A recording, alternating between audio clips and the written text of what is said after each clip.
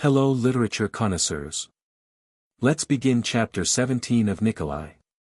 The chapter begins with Rayford as he gets ready to return to his home in New Babylon. He gets a call from Leon asking if he's heard from Nicolae's woman. This turns into a pissing contest between the two as Rayford explains that he's not at liberty to discuss what he knows about Hattie with anyone. Not sure why he needs to tell them this, he could simply say I don't know, which would not be a lie according to the paragraph.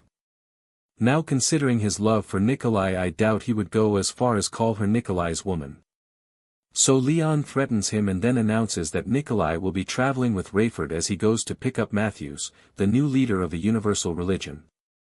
Scene changes to Buck as he gets chewed out by his former boss Steve Plank. Not sure what authority he has to chew Buck out when they are not working together. We get more nonsense of Steve asking if they are on the journalistic record because he wants to reveal some secrets that he doesn't want Buck to write or talk about. The trouble is that Buck is a liar, so even when he promises something it's a fake promise. Skipping ahead, the scene shifts to the tribulation farce getting their new laptops and learning how to use them. The authors show that they are boomers by making comments about how amazing cellular phones are. Even at the time cell phones had become common, so that comment makes this story sound like it takes place in the 80s, yet it still has the footprints of the 90s. This just becomes an example of immaturity on the part of the authors that they are not familiar with life during those times.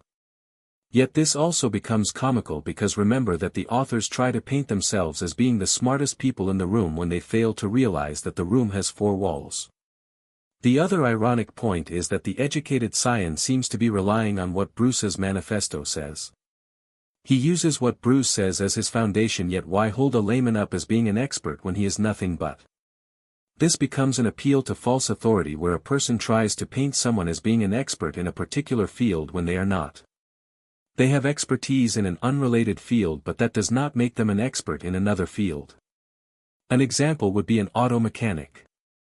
While the mechanic may be an expert on how a vehicle drives and operates, that does not mean they are qualified to perform open heart surgery on someone because a carburetor gets painted as being like a human heart. The next few parts are quick scenes, roughly a couple of paragraphs, as the authors are jumping around from place to place. The first part is a discussion between Rayford and his wife and how upset she is about him doing what his boss asked of him. Scene then changes to Rayford talking to a coworker about how Nicolae is in a rush to be off and not wanting Rayford to drag his feet as he always does.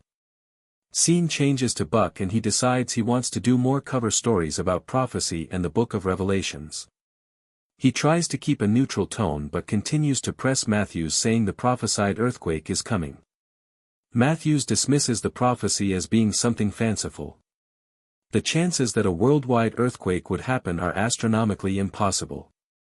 A quick search revealed that the closest thing to a worldwide earthquake occurred in 1960. The Valdivia earthquake and tsunami, or the Great Chilean earthquake, occurred on May 22, 1960. Most studies have placed it at 9.4 to 9.6 on the moment magnitude scale, making it the strongest earthquake ever recorded, while some studies have placed the magnitude lower than 9.4. It occurred in the afternoon and lasted 10 minutes. The resulting tsunamis affected southern Chile, Hawaii, Japan, the Philippines, eastern New Zealand, southeast Australia, and the Aleutian Islands. The epicenter of this megathrust earthquake was near Lumico, approximately 570 kilometers south of Santiago, with Valdivia being the most affected city. The tremor caused localized tsunamis that severely battered the Chilean coast, with waves up to 25 meters. The main tsunami traveled across the Pacific Ocean and devastated Hilo, Hawaii, where waves as high as 10.7 meters were recorded over 10,000 kilometers from the epicenter. The death toll and monetary losses arising from this widespread disaster are not certain. Various estimates of the total number of fatalities from the earthquake and tsunamis have surfaced, ranging between 1,000 and 6,000 killed. It is said that a magnitude of 10 would be what is called a planet killer. So, if the strongest earthquake ever recorded did not create a worldwide earthquake due to the limited nature of the fault lines, the chances that this prophecy is fulfilled would be astronomical. It can be debated that the earthquake may be the whole Middle East and not the whole world. That the Bible was exaggerating. Matthews and Buck go back and forth over the doctrine and theology of the Bible, with Buck taking on the role of the positive.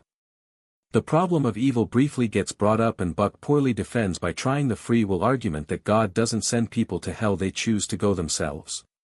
This ignores the fact that it is not a free choice when all the proverbial cards are stacked against the person. Belief in their imaginary friend can only be achieved by faith, and if you had proof or evidence that a God existed, then you would not need faith. Faith is believing in things that one hopes for. The authors give a sliver of facts about how earthquakes happen, and the scene changes because they provide any refutation against the claim that a worldwide earthquake is impossible. Skipping ahead past more nonsense about Rayford flying his plane, Buck gets called at his office from people that view his story being on the same level as tabloids. Verna steps in to remind him that she is keeping his secret, so he better be keeping hers. Buck starts preaching and makes a bizarre statement that the Bible doesn't differentiate between straight or gay. This ignores Paul's writings in the New Testament that they, homosexuals, are abominations deserving of death. In other words, it's a lie. Scene changes to Rayford as he uses his listening device to eavesdrop on Carpathia. He learns that Nicolae is suspicious of Buck and is keeping an eye on him.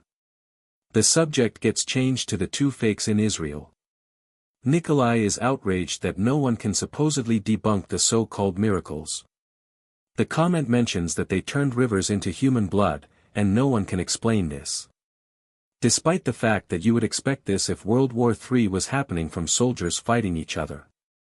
The chapter ends with a giant argument from ignorance fallacy, where personal incredulity has Sion commenting that he does not understand how or why people don't believe that the prophecies in Revelation prove their God exists.